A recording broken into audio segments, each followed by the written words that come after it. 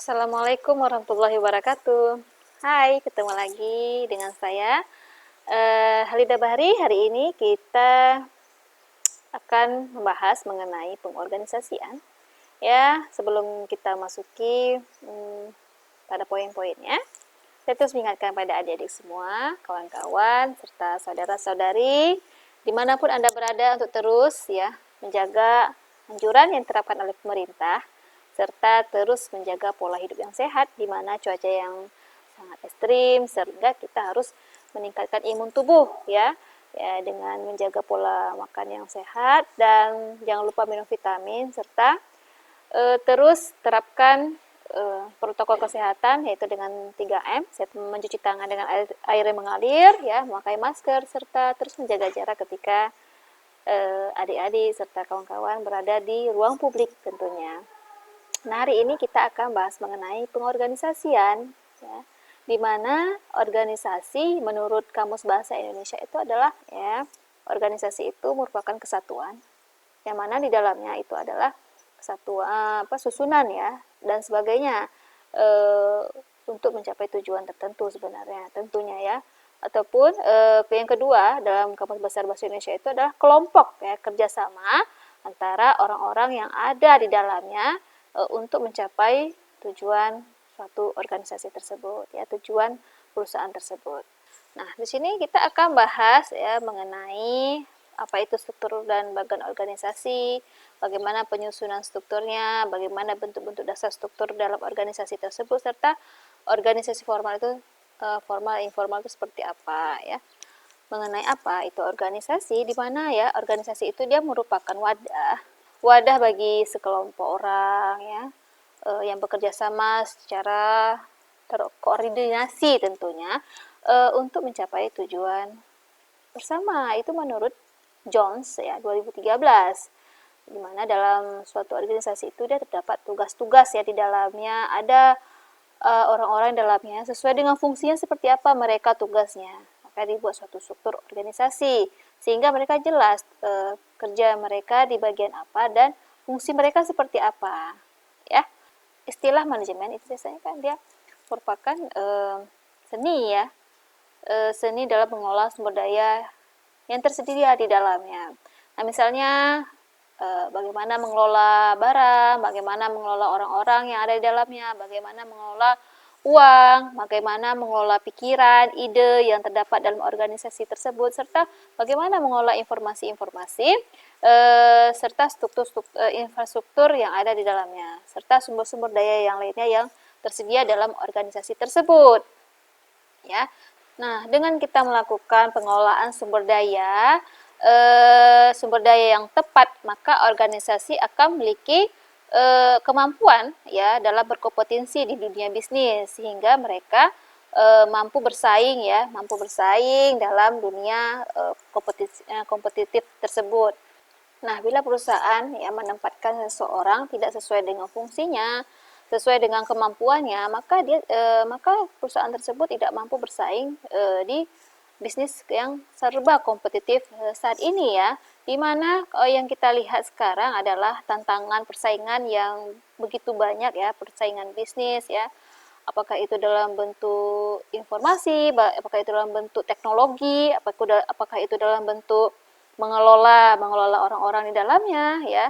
Nah, di situ peran seorang pemimpin ya, pemimpin bagaimana dia meletakkan sesuai orang-orang tersebut sesuai dengan fungsinya, sesuai dengan kemampuannya sehingga sehingga tujuan perusahaan itu dapat tercapai. Oke. Nah, sekarang kita akan bahas mengenai struktur dan bagan organisasi ya. Di sini yang pertama adalah struktur fungsionalnya. Nah, dalam struktur fungsional ini adalah adanya hubungan ya antara fungsi dan kegiatan kelompok yang menentukan wewenang. Contohnya saja seperti top manager ya. Fungsinya seperti apa dia dalam menentukan ya sikap dan tujuannya untuk bawahannya seperti apa, menentukan visinya seperti apa, menentukan ya strategi-strategi bisnis ya. Kedua, fungsinya yang kedua itu adalah seperti middle management ya. Middle management itu contohnya aja seperti manajer SDM, manajer keuangan, manajer produksi, manajer pemasaran, serta manajer purchasing ya. Nah, manajer SDM fungsinya adalah sebagai apa? Dia mengelola sumber daya, mengelola bagaimana penempatan orang-orang tersebut sesuai dengan kemampuannya, mentraining orang-orang mentraining orang-orang baru ya, sehingga mereka mampu melaksanakan pekerjaannya sesuai dengan tujuan perusahaan. Nah, selanjutnya itu adalah manajer keuangan. Bagaimana mereka fungsi ya, fungsi si manajer keuangan pada perusahaan tersebut, di mana mereka mampu mengelola sumber uang yang ada ya, tidak boros, sesuai dengan kebutuhan perusahaan ya. Terus manajer keuangan ini juga dia berfungsi bagaimana dia membuat suatu laporan keuangan yang baik. Ya, jadi manajer keuangan ini dia mampu mengelola, mampu membuat suatu laporan keuangan, neraca dan sebagainya. Oke, manajer produksi, bagaimana dia mampu ya manajer produksi ini untuk mengolah bahan mentah ya menjadi bahan diproses sehingga menjadi barang jadi yang bisa dihasilkan ya, sehingga bisa diperjualbelikan.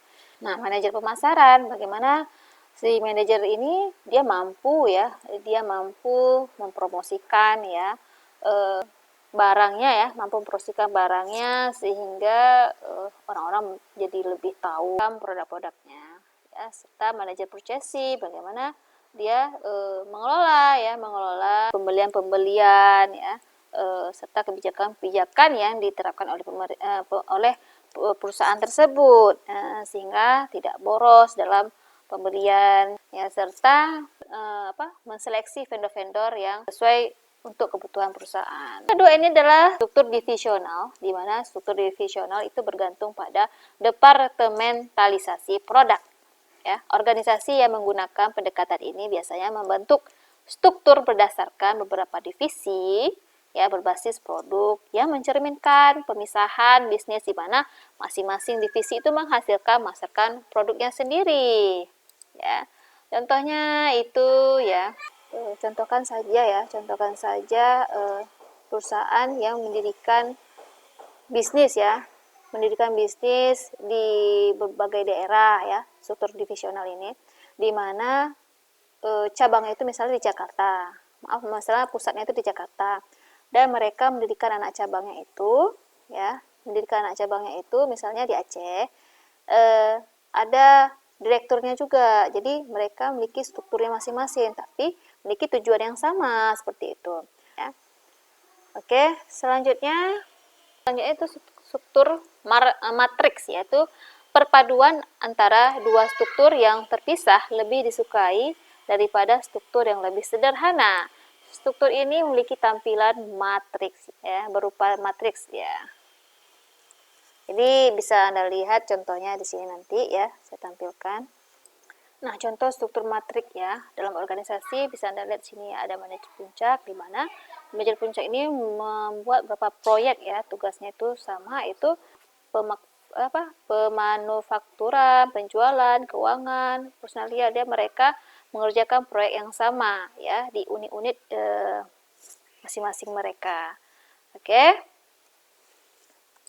Nah, selanjutnya itu yang kedua kita akan membahas mengenai penyusunan struktur ya. Di sini penyusunan struktur ya. Mana penyusunan struktur ini sangat penting dalam perusahaan sehingga mereka mampu bersikap mengambil tindakan sesuai dengan bagian mereka ya. Sesuai bagaimana mereka menentukan sikapnya, bagaimana mereka mengambil suatu kebijakannya ya, bagaimana mereka membuat aturan ataupun membuat suatu penilaian ataupun sebagainya. Contohnya seperti gaya kepemimpinan ya. Di sini gaya kepemimpinan itu ditentukan oleh cara seorang supervisor yang berhubungan dengan atasan dan dengan kelompok-kelompok lain dan dengan cara ia menangani bawahan-bawahannya ya. Jadi sehingga bawahannya itu mampu bekerja secara maksimal, kinerja mereka memberikan hasil yang baik ya untuk perusahaan ya, karena tidak semua pimpinan yang mampu memberikan gaya kepemimpinan yang baik untuk bawahannya. Kadang ada pemimpinan yang sifatnya itu hanya sebagai otoriter ya, hanya ada juga pimpinan yang bersifat demokratis ya.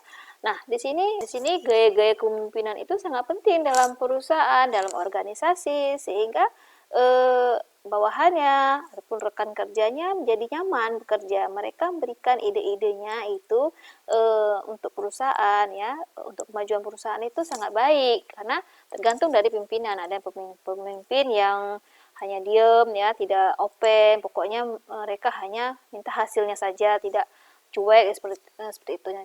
Adik-adik bisa melihat ya video saya sebelumnya mengenai gaya kepemimpinan ya. Ataupun nanti saya buat di kolom deskripsi ya mengenai gaya kepemimpinan dalamnya. Selanjutnya itu dimensi-dimensi kepribadian, di mana variabel struktur dan pola kepemimpinan itu menciptakan konteks di mana individu-individu itu bergerak. Nah, bagaimana si pemimpin itu ya, ataupun bagaimana si ketika dia ditempatkan di bagian bagian personalia ya gitu, manajer personalia, bagaimana mereka menyelesaikan masalah tentang karyawan, keluhan-keluhan karyawan itu seperti apa gitu ya. Jadi mereka ada polanya, mereka ada pola tersendiri ya mengenai cara penyelesaian yang dihadapi oleh karyawan tersebut. Sama seperti di bagian-bagian lainnya, di mana struktur-struktur yang disusun itu berdasarkan kemampuan mereka bagaimana dan pola-pola bagaimana menyelesaikan masalah tersebut. Selanjutnya kita akan bahas bagaimana sih bentuk dasar struktur organisasi tersebut ya. Di mana bentuk dasar itu pertama adalah organisasi garis lini. Ya, di mana organisasi garis lini ini adalah suatu organisasi yang menghubungkan langsung secara vertikal antara atasan dengan bawahan, sejak dari pimpinan tertinggi sampai dengan jabatan-jabatan yang terendah. Ya, antara eselon 1 dan eselon yang lain masing-masing dihubungkan dengan garis wewenang atau komando. Nah, organisasi lini ini dia bersifatnya langsung ya, antara atasan dengan bawahan. Jadi sifatnya itu vertikal, di mana fungsinya itu sama mereka di dalamnya. Sehingga dalam organisasi garis lini ini mereka memiliki solidaritas yang tinggi ya, terus kerjasama yang baik di dalamnya, terus juga mereka memiliki karyawan yang sedikit. Nah, di sini organisasi lini dan staf adalah di mana organisasi ini merupakan perkembangan lebih lanjut atau merupakan gabungan dari organisasi yang berbentuk lini fungsional dan staf. Ya, di mana pada organisasi lini dan staf ini dia merupakan organisasi yang besar biasanya ya, dan memiliki banyak staf ya, banyak karyawan di dalamnya. Nah, selanjutnya itu adalah organisasi komite, yaitu anggotanya ya, pemegang yang anggotanya memegang wewenang lini suatu organisasi di mana tugas kepemimpinan dan tugas tertentu lainnya dilaksanakannya secara kolektif. Ciri-ciri pada organisasi komite ini ya, biasanya itu dia organisasi yang besar dan strukturnya tidak sederhana. Biasanya mereka bergerak di bidang perbankan, asuransi, dan niaga. Oke, sekarang kita akan bahas mengenai organisasi formal dan organisasi formal ya. Apa itu organisasi formal? Organisasi formal di sini adalah kumpulan dari 2 orang atau lebih yang mengikatkan diri ya dengan suatu tujuan bersama secara sadar serta dengan hubungan kerja yang rasional ya. Contohnya di sini adalah seperti PT, sekolah, negara, dan lain sebagainya. Jadi dia ada struktur organisasi di dalamnya, ada tugas-tugas sesuai dengan fungsi mereka, ya. Itu yang dimaksud dengan organisasi formal. Nah, apa itu organisasi informal? Ya, organisasi informal itu adalah kumpulan dari 2 orang atau lebih yang terlibat pada suatu aktivitas serta tujuan bersama yang tidak disadari ya. Contohnya ibu-ibu sekampung belajar bersama, anak-anak SD ya, camping ke gunung rame-rame dengan teman-teman dan lain-lainnya. Jadi dia tidak kumpulan, tapi dia tidak memiliki struktur organisasi di dalamnya ya. Sebenarnya organisasi informal ini adalah timbul dari interaksi sosial ya. Organisasi informal jaringan hubungan pribadi dan sosial yang tidak dibentuk atau tidak diharuskan adanya oleh organisasi formal, tetapi timbul secara spontan pada saat orang-orang berhubungan satu sama lain. Jadi selanjutnya pemimpin informal ya. Pemimpin informal ini ya organisasi informal yang merupakan sumber pemimpin potensial yang diinginkan ya. Tetapi perlu diingat bahwa pemimpin informal ini tidak selamanya dapat menjadi manajer formal yang terbaik. Jadi pemimpin informal ini ya tergantung ya. Kalau kita menganggap dia bagus, yang memiliki potensi ya, maka kita angkat dia ya. Tapi itu karena keputusan bersama, keputusan di mana dalam contohnya seperti geng-geng gitu ya. Tapi dia tidak bisa menjadi pemimpin yang formal yang terbaik ya, seperti itu ya. Jadi meskipun dia dianggap baik dalam satu lingkungan, dalam satu kelompok, dia tidak bisa disamakan pada pemimpin formal ya. Oke, jadi kesimpulannya di sini adalah di mana organisasi adalah suatu kelompok yang terdiri dari 2 orang individu atau lebih yang bekerja sama untuk mencapai serangkaian tujuan bersama, dan di dalam organisasi terdapat struktur organisasi di mana struktur organisasi itu merupakan spesifikasi ataupun spesial ya pekerjaan dalam sebuah organisasi dan bagaimana cara mereka berhubungan antara satu dengan lainnya. Oke, sampai sini dulu pertemuan kita mengenai organisasi dan struktur serta fungsi-fungsi di dalamnya. Ya, kita ketemu lagi di video selanjutnya. Ikuti terus ya mengenai video-video saya. Jangan lupa like, comment, and subscribe. Bila ada kurang dan mohon maaf. Bila ada salah dan kekurangan itu datangnya dari saya. Jika ada itu lebih, datangnya semua dari Allah Subhanahu wa taala. Kita ketemu lagi minggu depan. Billahi taufiq wal hidayah. Assalamualaikum warahmatullahi wabarakatuh.